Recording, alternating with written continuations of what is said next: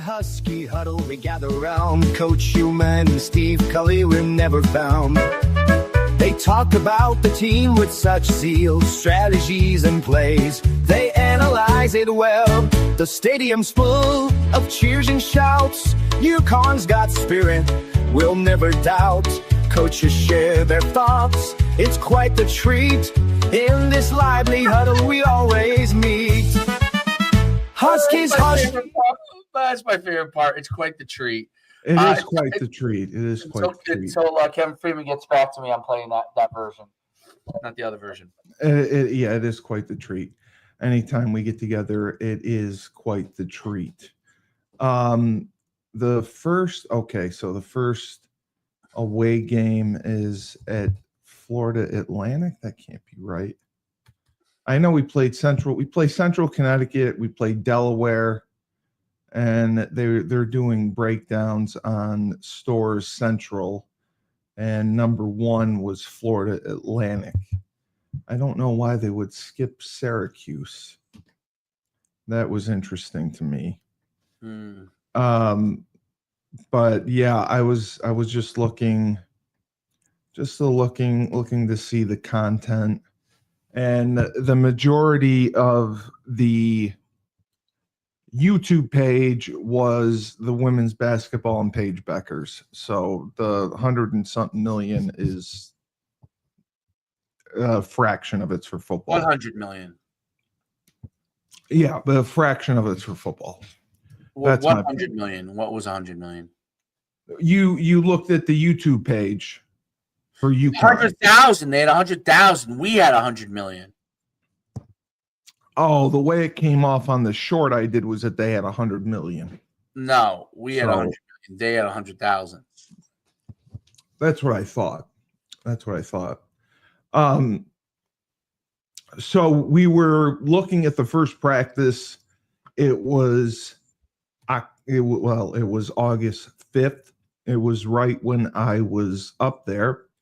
They were doing walkthroughs in the morning, practice in the afternoon, and they practice outside and inside. So they'll do the walkthroughs inside, and then they'll walk up the stairway to hell, as we used to call it, to practice outside. So steps. Yeah. Oh, I hated those. I mean, so the guy. Before going any further there. Why build a practice facility that wears you out before you start practice? Oh, it kills you. It was, I can't remember the number of steps, but when I got to senior year, and you probably were similar, when you're younger, you kind of like, I remember guys used to book up the stairs. I used to book up the steps. I never booked up the stairs. I walked as slow as fucking possible. Well, when I was a senior, much time as I could. I knew, like, Nick Rapone had, like, I can't remember exactly what, let's say it was 5 minutes before you went on the field. You know what I mean? But when I was a fifth-year senior, I took my time going up those stairs, and like all the young guys would be flying past me. I'm like, I'll be there. And I had it timed to a science that about a minute and a half before Nick Rapone would get ready to send us on the field. You know, the defense ought to run on the field together back then or whatever. Yeah, we'd run on the field together. But I had it down to science, and he was, every time I come up to him, he'd be like, "How do you have it timed?" I'm like, "I have it timed down to a T." I would take my time. Those steps were so exhausting. Oh, they were so high. They were so high. I wish they had an elevator. They were steep. And I never got it. And then Randy, when he came in, he instituted, like, he tried to make it like the NFL, like going out in different groupings. Right. Oh, like, okay. Yeah, first were center quarterbacks. Got it. Center QBs would go out and do exchanges. Then they would have the running backs go out. Then the receivers. Then they would do, long ball toss. Have the receivers run routes. Then the defense would go out. And then I always hated pre-practice because it's practice. Why call it pre-practice? Yes, I remember that. It used to drive me nuts. It used to just be a way to get around the timing because you're allowed 20 hours during the week. So if you call it pre-practice, it doesn't count towards the hours of practice. But it was an extra 20 minutes that you had to practice. Oh, it drove me nuts. Yeah, it drove me nuts because we'd either be in walkthrough or we would be split off into position groups. We'd be doing pass sets or punching the bags. And I'm like, this is practice. Like, this is indie. Like, this is indie without getting away with indie. So it just drove me nuts. And their practice pace now is so much different. The speed of it and the timing, like it's rare to go 2 hours. Correct. If you go 2 hours, it's better now. Yeah, much better. They get up, they get into it, they do and I was never a fan of the dynamic warm up, but they do the dynamic warm up. It gets you ready to go, so you don't have to do the static stretching. Everyone says static stretching's bad. I always like static stretching, so I didn't have to move. But that was just me. And they do that, and then they get right into it. They do indie, and they do several different mixes of team drills. And the guy that looked good, which was nice to see, was Joe Figiano. He made some good throws. He had excellent pocket presence, which I wasn't sure he had the best of last year as far as navigating the pass rush, knowing when to step out, knowing when to step up, knowing when to step out. He was very good at navigating his way around the rush. And the thing that impressed me the most, he got rid of the ball fast. He catches, he throws. He catches, he throws.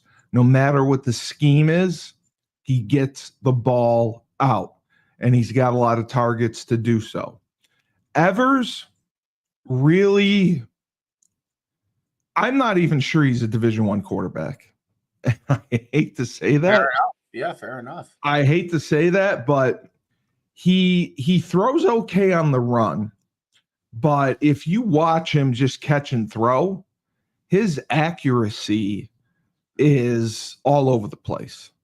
He makes receivers work for the ball. Plays that could be caught if he threw it on time and could go for big gains are not that, because he'll throw it behind him, he'll throw it high, he'll throw it low, and it's just a mess. So I really wonder his future, because the kid that looked good was the true freshman, Farrar, Kassan Farrar, the Virginia state quarterback of the year. Throws a really, really good ball. Okay. He's got a strong arm, and he's got touch.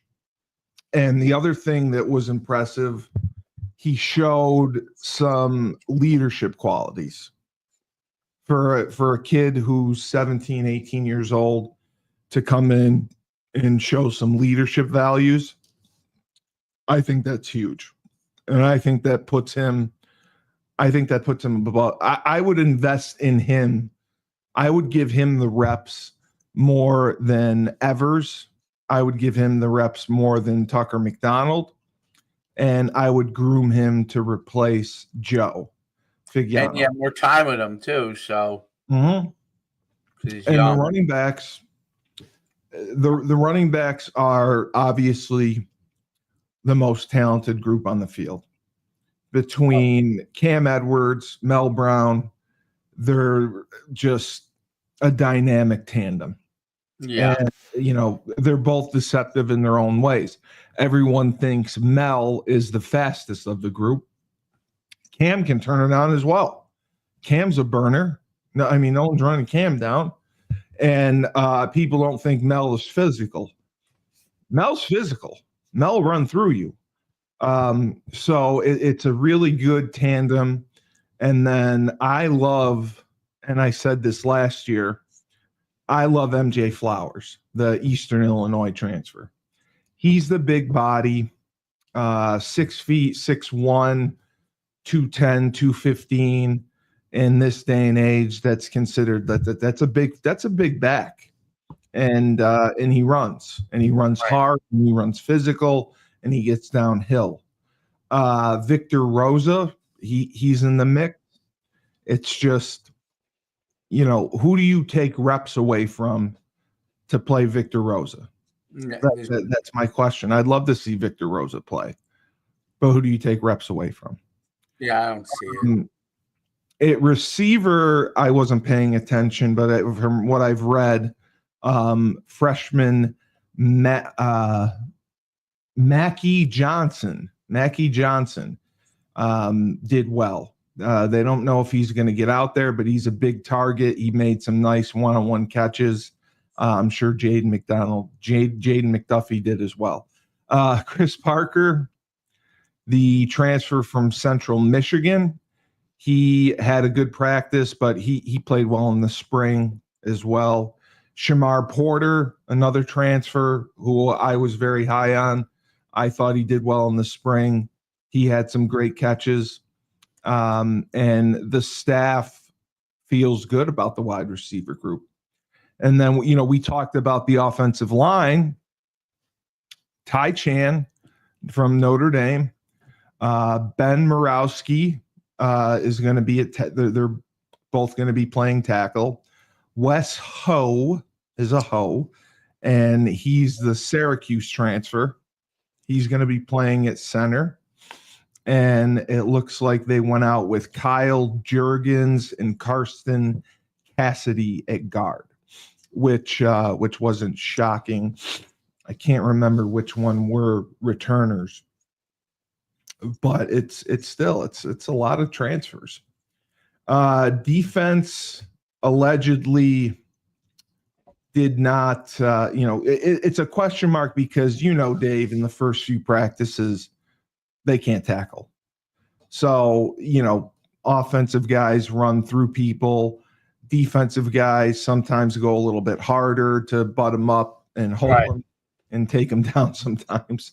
So it's tough to truly evaluate until you can see how they tackle. And that's another huge question mark in college football altogether, tackling, because you're talking going live maybe once a week during the season.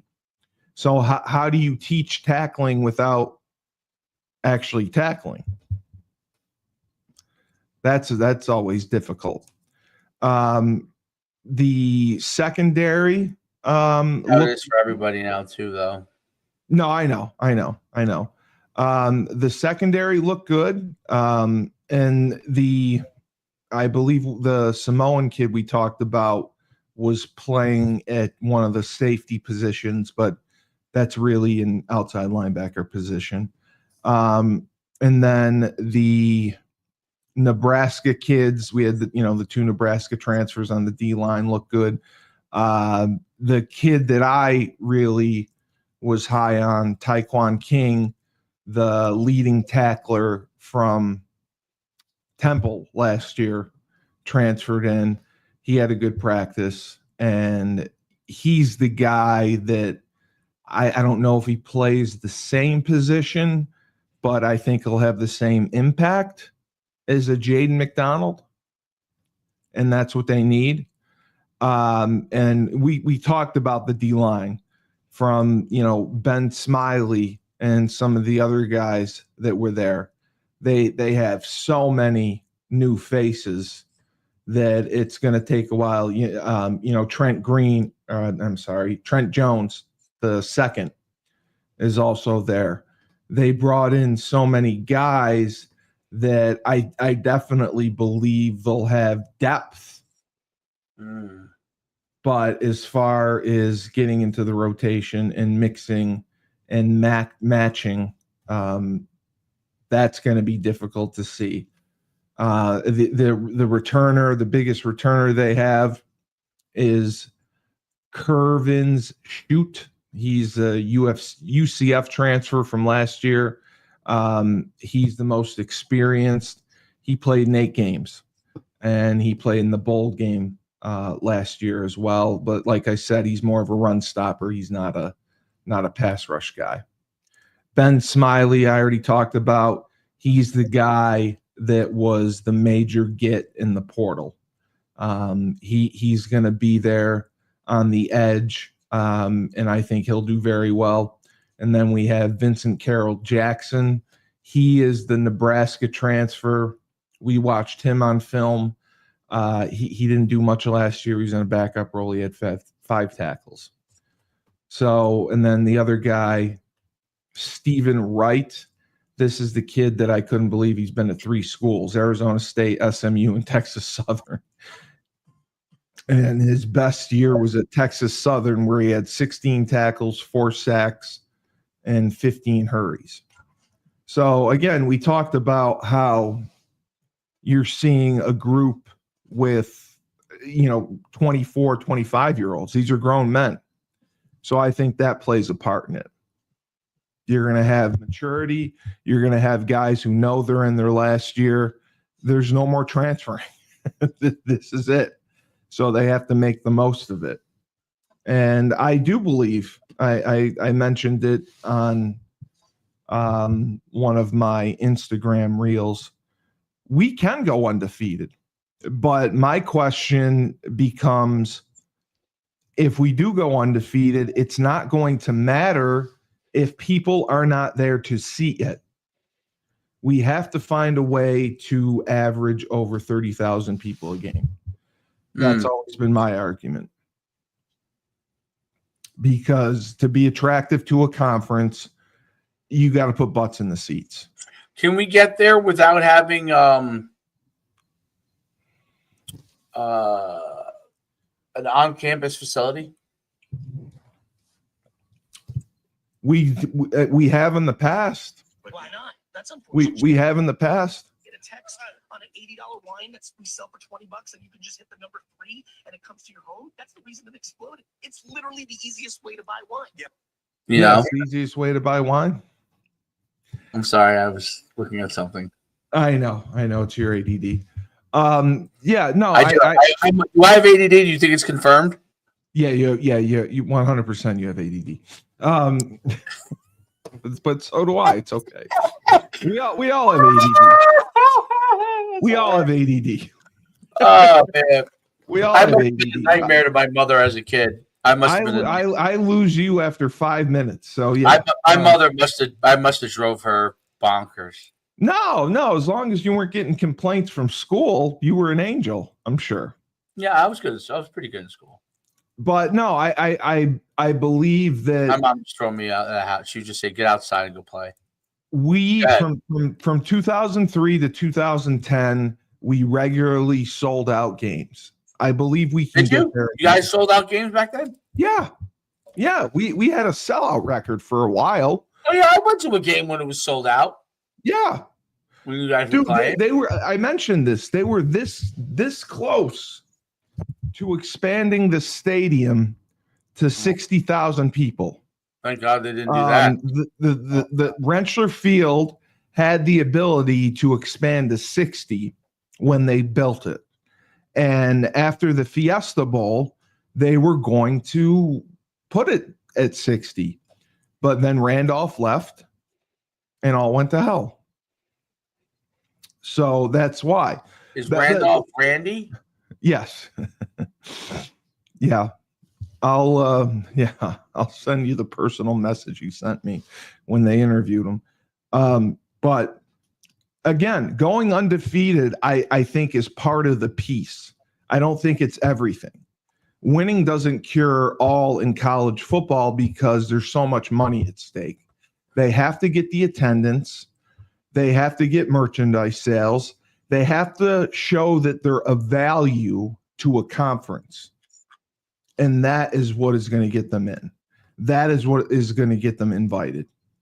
If they can show they're of value to a conference with the attendance, with the merchandise, and then the TV deal comes with the conference. I was talking with my old coach, Mr. Wells, who came on the show a couple times with us, Syracuse guy, USC guy. And, he said the same thing with Fran Brown. They have a little bit lighter of a schedule, but he doesn't have Kyle McCord. So he's going to have to produce. And that was the one thing, the dome, the Carrier Dome, the attendance got up there. And like our attendance was above 23,000 people a game. We have to average at least over 30,000 a game to make a difference. If we can average over 30 a game and win, that will make us appealing to a conference.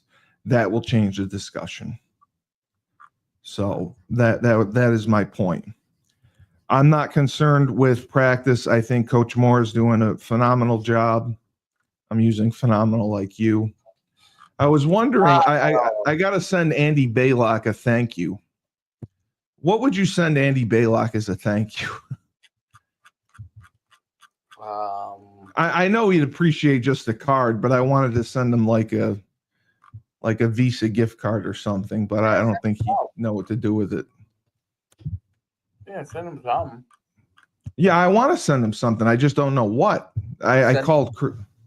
I got to call Chris. Chris will know. Send him to a massage parlor. All right. So where are you off to?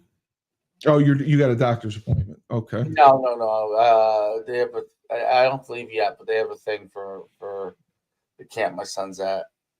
Oh, he's at a camp? Yeah, basketball camp. Yeah, basketball camp. Oh, okay. I talked to Julius Williams. He absolutely wants to come on the show, talk about what they're doing with 5v5, see if we can get it rolling up north. Who would he contact for scheduling? Or should I just give you his number to come on your prospect podcast? Oh, I'll come on prospect podcast. Oh, yeah. I'll give him who we should reach out to. You're mumbling. I'll give him who we should reach out to. Well, just give it to me because I said that if you wanted me to come on with him, I'd come on with him. Because, he's trying to get it going everywhere. They have a coalition that helps each other. But you already know how you would do it because you said there's a guy in Jersey who does it. He's part of their coalition. He is? Okay. I introduced him. Right. That's right. Okay, so he's part of the coalition. But you would put on events and everything you mentioned. Absolutely. And you would have a team. Oh, yeah. Would you personally coach the line or would you get coaches to do it? Because I know you do 7-on-7. I don't know if I have time to personally coach the line. Would you do practice at the same time as 7-on-7? Yeah, I could. Yeah. I have a guy who would be a head coach for it. And you would do 7-on-7, your showcases or tournaments. Would you do those at the same time as like 5v5 events? I could actually. That's what I was thinking. You'd make the most money doing it both ways. That's what I probably would do. Yeah. Because Julius thought that. I mean, he thought that was awesome. You just take another. You just get another half of football field, put all linemen around there, and you don't even need a half. But for the different age groups, you're right. Be safe. Yeah, for the different age groups. Or you have them come in at a different time. Say you're there all day anyway. You finish up at these fields in 7-on-7. From this point on, you just have it designated for linemen. But I mean, he's doing well. I mean, he's getting paid to go to different areas of the country. Good. To do evaluations and to teach kids offensive and defensive line play. He was in Minnesota. I set him up with a couple kids there, and he had a kid there. Good. He's been all over the place. So he said he wants to, if he can keep it going and keep it building. Yeah. He would love to do it, instead of getting into college coaching because he has a family. But that's like that's like I said, the argument over why UConn would not use resources like his, where his kids are all going. Players they want, they're happy. They don't care. No, they don't. They don't give a fuck. I know they don't. I realize that. That now after. Are you going to go, because you had mentioned this, do you think that you're going to go to Saratoga for the Travers? Travers is next week, right? Mm-hmm. I have a scrimmage on Saturday morning next week. Oh, yeah, you'd be fine. But then I don't know if I get up there in time. Well, no, I wouldn't get up. I wouldn't get up there in time for the Travers. I would probably be there. I might get there on time for You'd the be Travers. there for you'd be there for the main races. Yeah. Yeah. I'm going to go over to Troy 12 o'clock to have the things. You're right. I'm going to leave right now. Can you put Bo in the thing? Bo, go. Bo, go. You got to call him. He's sitting down by me. Oh, look, go. Come on, we're trying to fool you. There's nothing like trying to trick your dog. He doesn't want to be tricked. Oh, they're smart. They know after a while. Oh yeah, he knows we're duping him. They know they're not dumb, dude. They're not dumb. They know when they get duped. No, they do. They do. They once you get them once, you're not going to get them again. Oh, he's not coming, Dave. He's not coming, Dave. He's not going to be duped. He's not going to be duped anymore. How old is Bo? 9? 10. Yeah, so he knows. No, he's a year and a half old. 10 years older than regular. Yeah, he knows. Yeah. Do you really like the Starbucks thing? I mean, come on. That's disgusting. I do. Yeah. Well, it's the best part. It's the foam. Brown sugar foam. Yeah. Sweet cream. Ugh. Of course I lick it. You're a gross man. I'm a gross man. You were like licking peanut butter off your fingers the other day. I didn't say that I didn't say that I wasn't gross. I just said that you are. You don't need to say that. That's a known fact. Big. That's a known fact. I think my shoulders are getting big again. I think so too. You're 292, so yeah. Getting big. Yeah, you are getting big. Are you guys doing anything this weekend? I don't think so. I don't think so. You should watch Diana's documentary. Yeah, I was gonna watch it when it had It's on Prime. She was a couple things ripped her. She was interviewed for something. I don't know if they ripped her per se. Really? She said that she had a quote where she said, "What did she said?" It was something that like. Was it about like Caitlin Clark or the players of today? It was some. I can't remember now. Raw. Okay, here it is. She got the raw end of the stick. But maybe that was it. I saw a quote. And I was like, oh. Like, yeah, it said that she got the raw end of the stick because they did not put her in the final Olympic game in Paris when they won. Was that it? I don't know if that was it. I gotta find it. I don't. Maybe I saved it. I might have saved it. Hold on. Let me see before I go. I might have saved it in my phone because I was like, I didn't know if you never know on the internet if these things are real. You know what I mean? Mm-hmm. So I wasn't sure. I wanted to read it to you because I figured you might know. Yeah, no, I mean it said It was. a Here it golden is. snub. No. Here it was. No, it was. I don't know the date on this. That's the thing. I don't know, but it was posted like yesterday.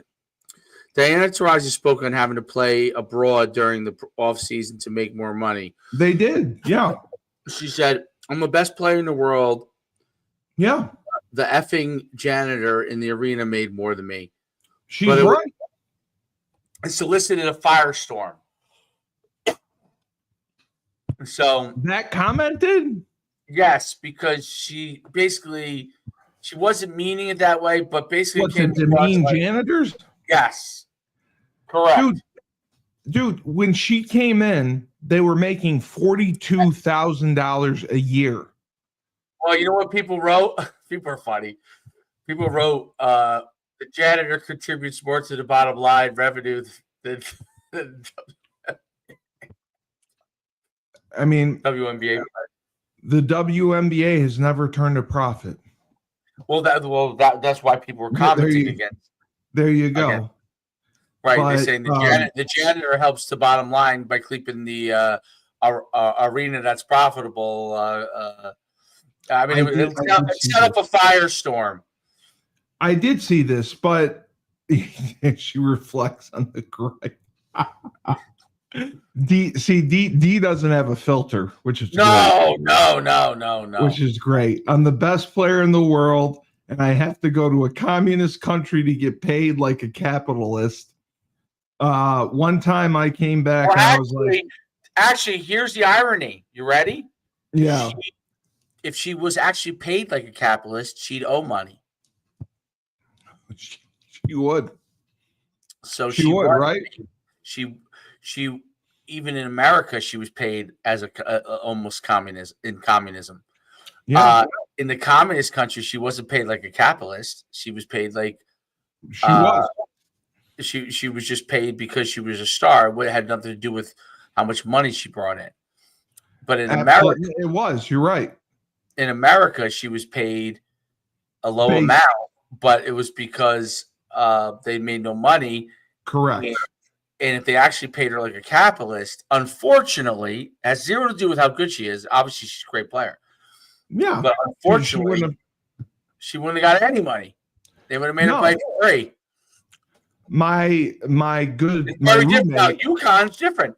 If it was today, she'd be more than paid. Millionaire. She wouldn't have to worry about it. Paige Becker doesn't have to worry about it. But my roommate played on the men's team. He married a girl on the women's team. Right. We used to hang out all the time.